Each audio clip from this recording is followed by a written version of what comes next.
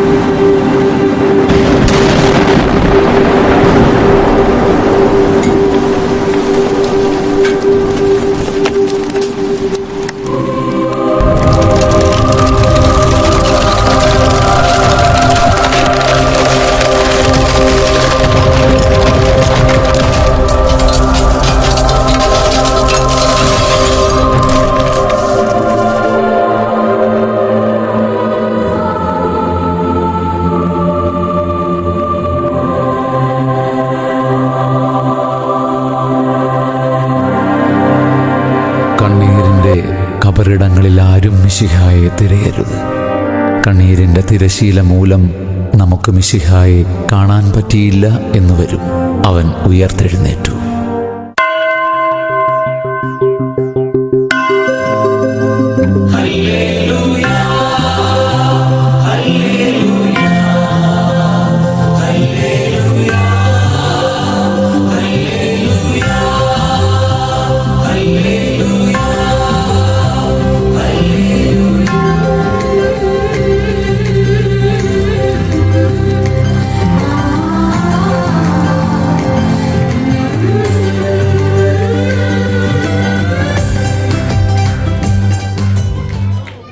Wow!